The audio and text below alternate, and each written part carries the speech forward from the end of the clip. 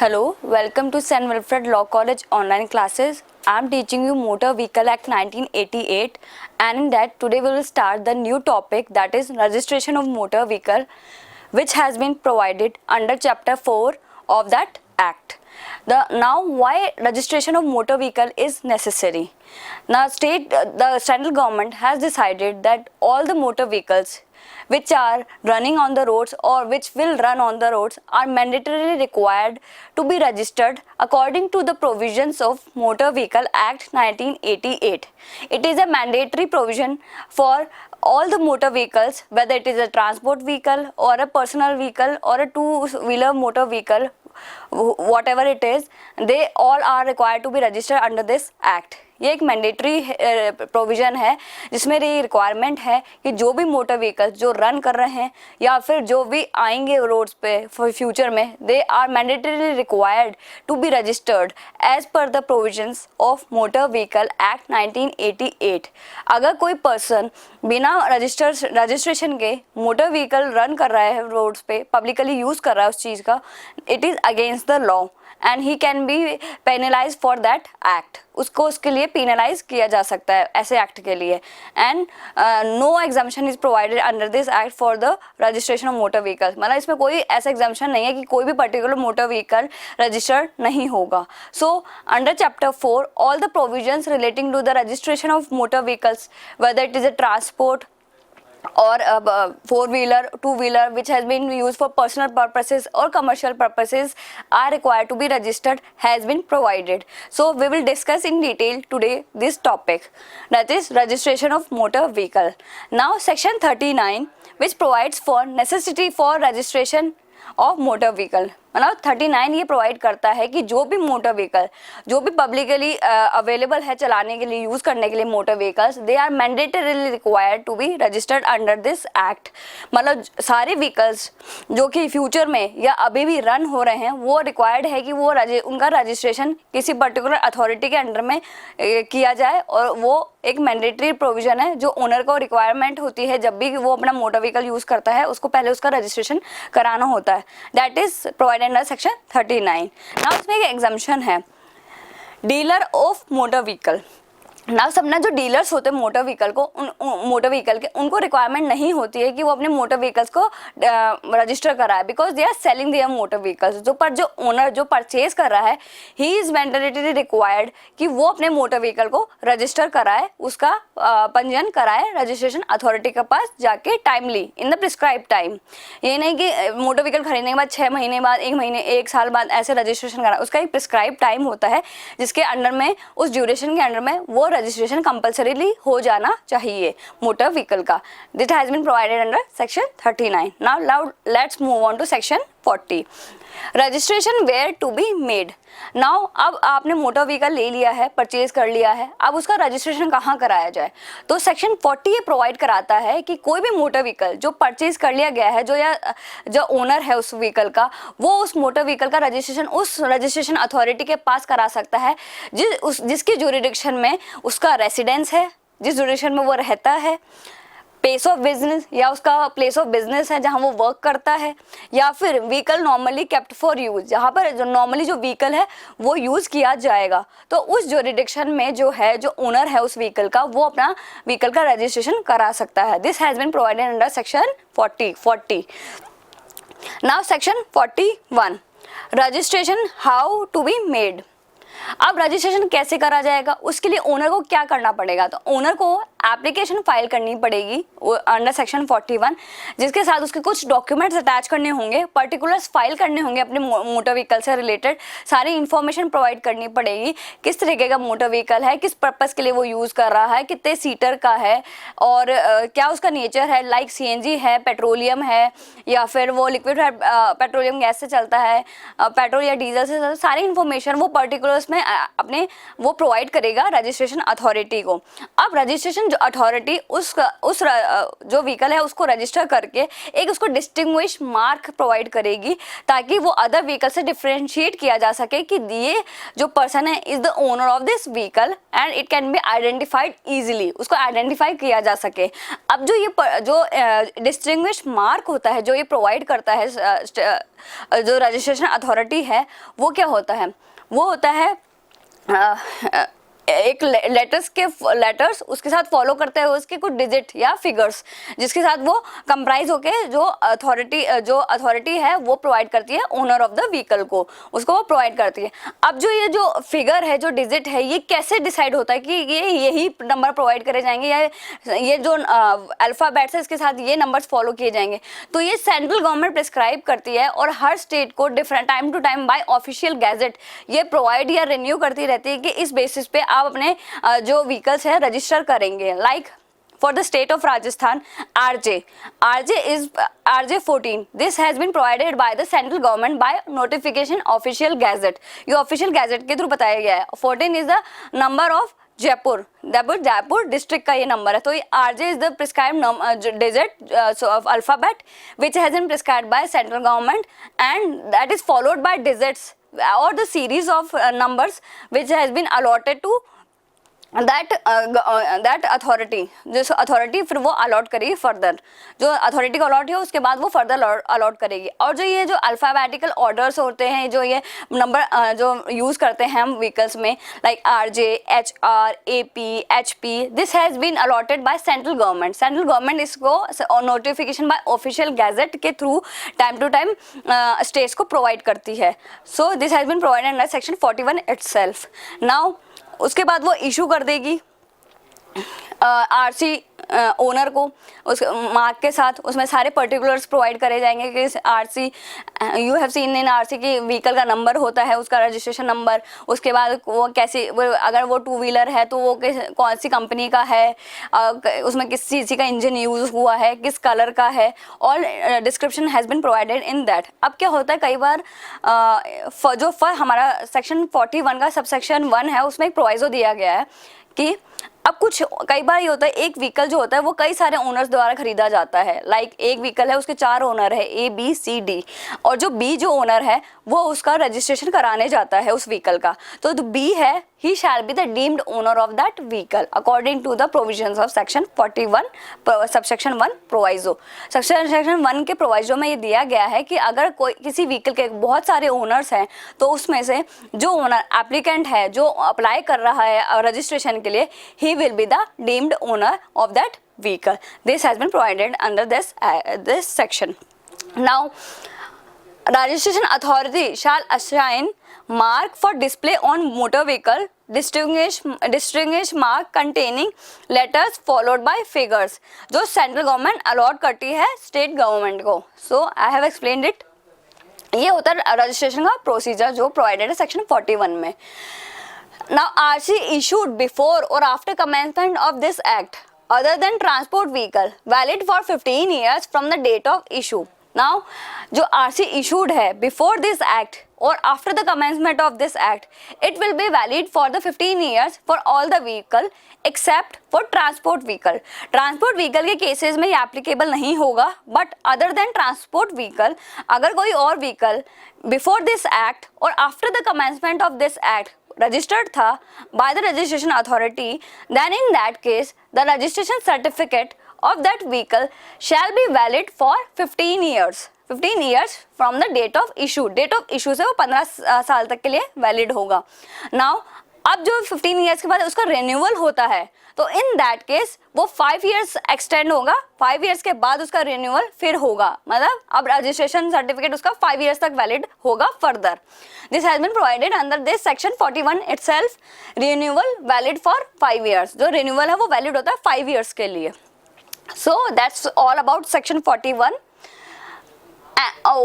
Okay, one point is there also, if owner fails for in registration of the motor vehicle, अगर owner fail कर जाता है अपने vehicle को register कराने में as per the provisions of section 41, then in that case the registration authority may take any action against him and in lieu of that action that has been taken, that may be taken against him under section 177, it may charge an amount not exceeding rupees 100 against that owner of the vehicle in default of registration of motor vehicle.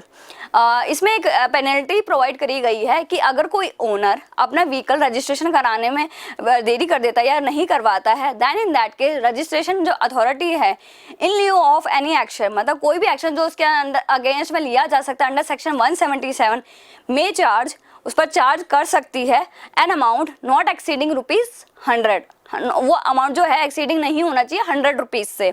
So this has been provided under section 41। Now section 42, special provision for registration of motor vehicle of diplomatic officers और counsellors officers etcetera. Now, who are diplomatic officers or consular officers? The diplomatic officers are or consular officers are who are generally the people who from the other countries who are working in our country, like embassies में work करते हैं या फिर higher level authorities होते हैं जिनमें other countries के जो people जो होते हैं, जो officers होते हैं वो appoint होते हैं, तो ये होते हैं diplomatic और consulars officer। और इस regarding में जो central government जिन persons को recognize करेगी कि this person is a diplomatic or consular officer, that person will be treated as a diplomatic or consular officers under this act। जिस मतलब सेंट्रल गवर्नमेंट ही उस चीज़ को रिकॉग्नाइज करेगी ये पर्सन काउंसिलर ऑफिसर है या डिप्लोमेटिक ऑफिसर है। और अगर ऐसा क्वेश्चन कोई अराइज होता है, then in that case central government is the sole authority who will decide that such person is a consular or diplomatic officer in India. तो वो सेंट्रल गवर्नमेंट की अथॉरिटी है, वो उसके अंडर में है, वो है कि वो डिसाइड करेगी कौन पर्सन काउंसलर ऑफिसर है कौन पर्सन नहीं है। तो अब उन केसेस में क्या होता है, अब उनके जो व्हीकल्स होते हैं उनका रजिस्ट्रेशन कैसे होगा, तो उनका रजिस्ट्रेशन प्रोवाइड किया गया है सेक्शन 42 में कि उनके व्हीकल्स का रजिस्ट्रेशन कैसे होगा। तो सेक्शन 42 प्रोवाइड करता है कि जो व्हीकल्स हैं जो यूज़ किए जाएंगे काउंसलर ऑफिसर्स द्वारा या फिर डिप्लोमेटिक ऑफिसर्स द्वारा, तो उस केस में जो उनका मोटर व्हीकल है वो रजिस्ट्रेशन होगा as per section 41 itself, but notwithstanding anything contained under section 3 subsection 2 and 3, मतलब सबसेक्शन 2 और 3 में अलावा जो उसमें जो वो प्रोविजन एप्लीकेबल नहीं होगा, उसके अलावा जो भी रजिस्ट्रेशन का प्रोसेस है वो सेम होगा। मतलब जो रजिस्ट्रेशन होगा नॉर्मल प्रोसेस में वही फॉलो होगा, एप्लीकेशन फाइल होगी, पर्टिकुलर्स दिए जाएंगे जो भी इंफॉर्मेशन है और उसका रजिस्ट्रेशन हो जाएगा। अब उसको फिर जो रजिस्ट्रेशन अथॉरिटी है वो उसको रजिस्टर करके उसको डिस्टिंग्विश मार्क इशू करेगी विथ लेटर्स और स्पेसिफाइड डिजिट नंबर्स होते हैं वो उनको इशू करेगी उन ऑफिसर्स को, ऑफिसर्स के यूज़ के लिए जो व्हीकल्स यूज़ हो रहे हैं उनको। अब इस केस में क्या है कि अगर वो मोटर व्हीकल अब सीज हो जाते हैं उस सर्विसेज से, मतलब अब वो प्रॉपर्टी उस यूज़ में नहीं हो रही है, वो काउंसलर ऑफिसर्स और डिप्लोमेटिक ऑफिसर्स अब उन मोटर व्हीकल्स को यूज़ नहीं कर रहे हैं, मतलब अब उनका जो रजिस्ट्रेशन है वो एज पर सेक्शन 42 वो सीज हो जाएगा, अब उन पर सेक्शन 42 एप्लीकेबल नहीं होगा। Now they shall be registered again according to the provisions of section 39 and 40। अब उनका जो रजिस्ट्रेशन होगा वो एज पर सेक्शन 39 एंड 40 के अकॉर्डिंग होगा। So this has been provided in section 42। Now once a vehicle has been registered under this act and under section 42, then such vehicle is not required to be registered otherwise under this act। एक बार उसका registration अगर section 42 के according हो गया है then again उसको registration required नहीं है एनीवेयर अंडर दिस एक्ट। अब जो उसका रजिस्ट्रेशन का जो प्रोसीजर है उस व्हीकल का, जो मोटर व्हीकल काउंसलर ऑफिसर्स और या डिप्लोमेटिक ऑफिसर्स यूज़ कर रहे हैं, उनका जो रजिस्ट्रेशन का प्रोसीजर है वो सेंट्रल गवर्नमेंट प्रिस्क्राइब करेगी कि उनके व्हीकल का रजिस्ट्रेशन कैसे किया जाएगा, किस प्रोसेस से उनका रजिस्ट्रेशन होगा उस व्हीकल्स का। Central government is the sole authority in that deciding for that registration. Now consular officers etcetera means persons recognized as such by central government। Now those consular officers or diplomatic officers are such persons which are recognized as such by the central government। जो central government recognize करेगी वही persons उस diplomatic या consular office कहलाएंगे। This has been provided in under explanation in section 42। ये एक explanation के through बताया गया है कि central government is the sole authority। Now section 43 temporary registration. Now sometimes what happens, हम जब व्हीकल खरीदते हैं, अभी हमने जैसे नया व्हीकल खरीदा, उसका एकदम से रजिस्ट्रेशन प्रोसेस नहीं हो पाता, उसका रजिस्ट्रेशन उस व्हीकल का नहीं होता है। तो उस केस में क्या होती है, जो रजिस्ट्रेशन अथॉरिटी होती है वो ओनर की एप्लीकेशन पे उसको एक टेम्परेरी रजिस्ट्रेशन मार्क या टेम्परेरी रजिस्ट्रेशन सर्टिफिकेट इशू कर देती है कि लाइक फॉर एग्जांपल मैंने एक कार खरीदी, अभी मैंने आज परचेज करी, 1-2 दिन में वो प्रोसेस कंप्लीट नहीं होती रजिस्ट्रेशन की, तो मैं रजिस्ट्रेशन अथॉरिटी को अप्लाई करूंगी कि मुझे टेम्परेरी मार्क या टेम्परेरी रजिस्ट्रेशन सर्टिफिकेट इशू करा जाए। तो उस केस में जो रजिस्ट्रेशन अथॉरिटी है वो मेरी एप्लीकेशन को वेरीफाई करके, उसको चेक करके मुझे एक टेम्परेरी मार्क और टेम्परेरी रजिस्ट्रेशन सर्टिफिकेट इशू कर देगी।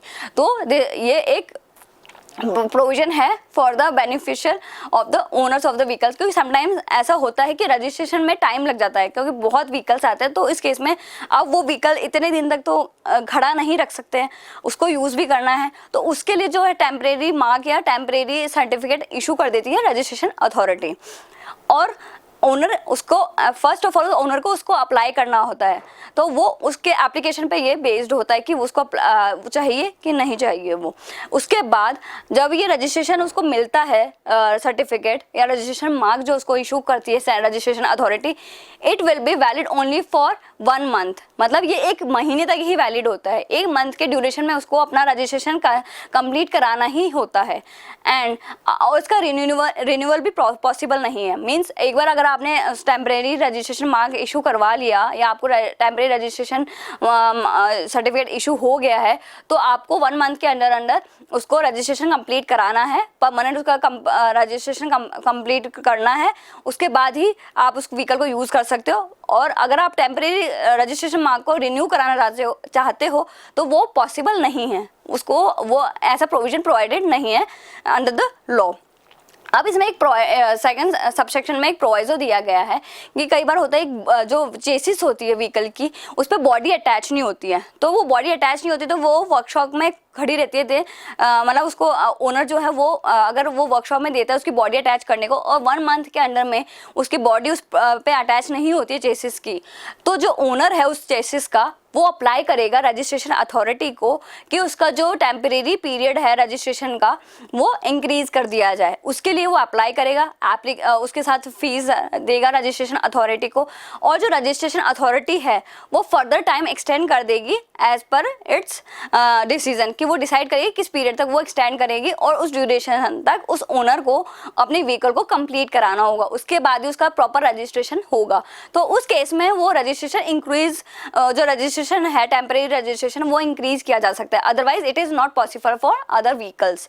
This has been provided under the proviso of subsection 2 of section 43। Now अब क्या होता है, कोई जैसे व्हीकल है वो हायर परचेज एग्रीमेंट में या लीज या हाइपोथिकेशन के अंडर में लिया जाता है।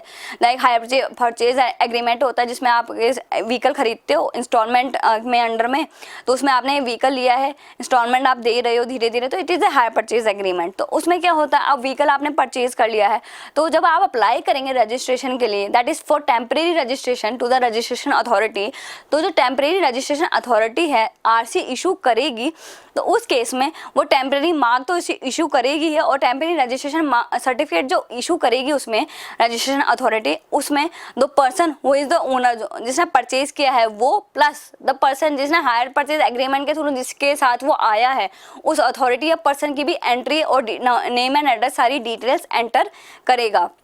मीन्स जो टेम्परेरी रजिस्ट्रेशन सर्टिफिकेट है उसमें सारी डिटेल्स एंटर्ड होगी द अदर कंपनी की या पर्सन की जो उस एग्रीमेंट पे उसके साथ एंटर हुआ है, जो ओनर है व्हीकल के, उसकी सारी डिटेल्स भी एंटर किए जाएंगी।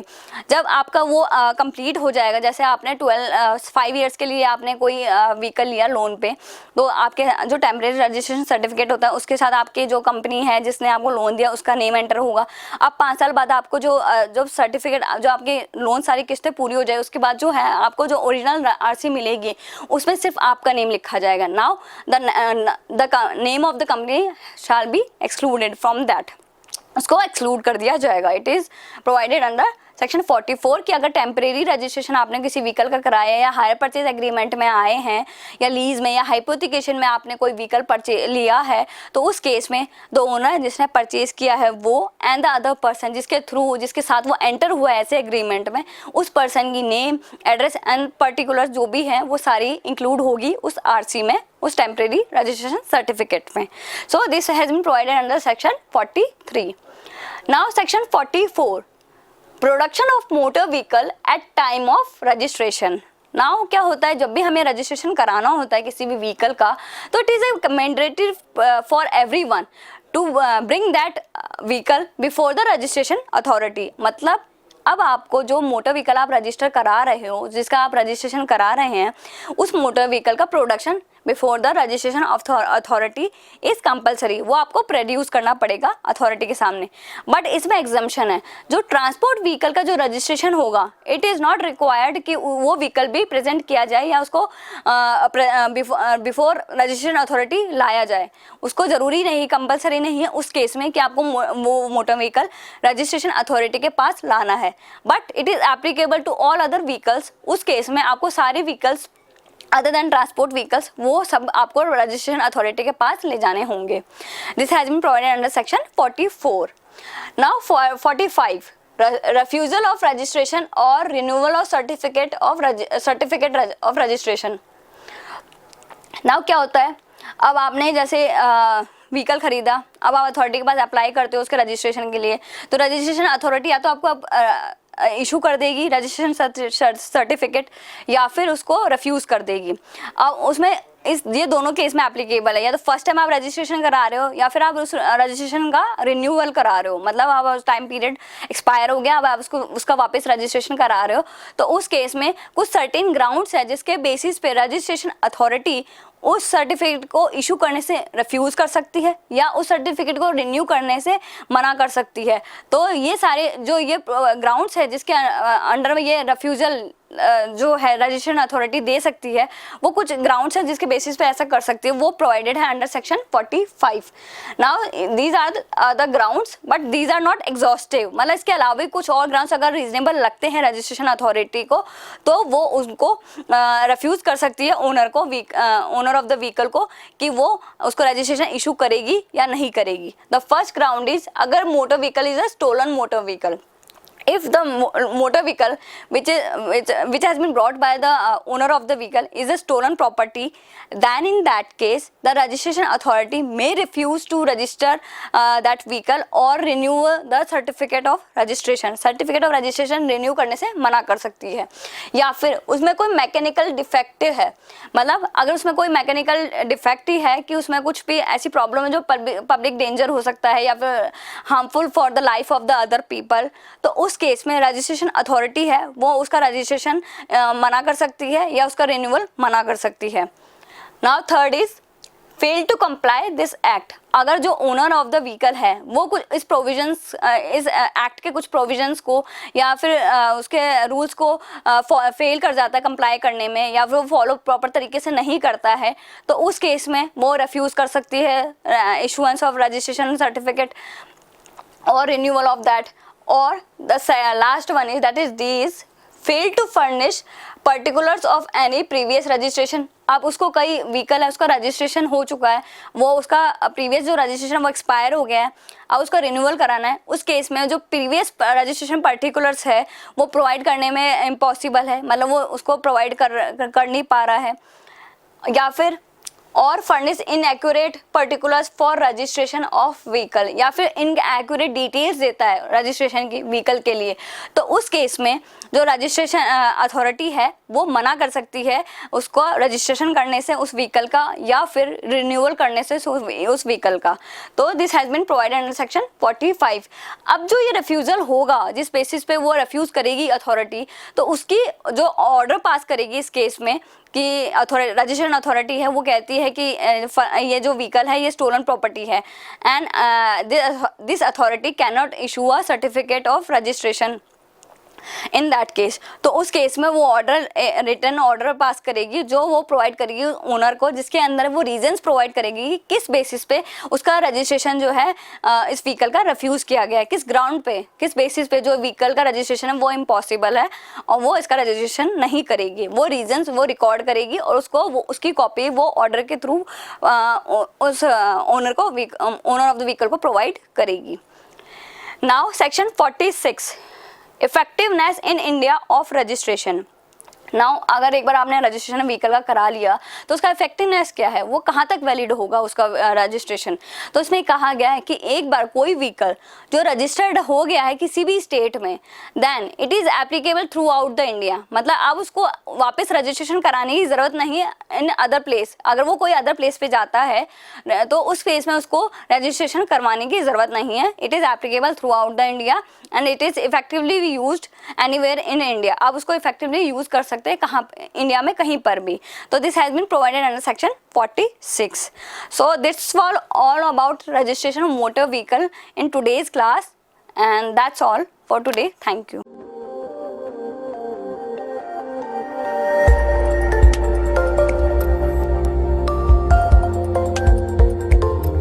At St. Wilfrid College of Law, Sector 10, Meera Marg, Madhyam Marg, Jaipur, Rajasthan.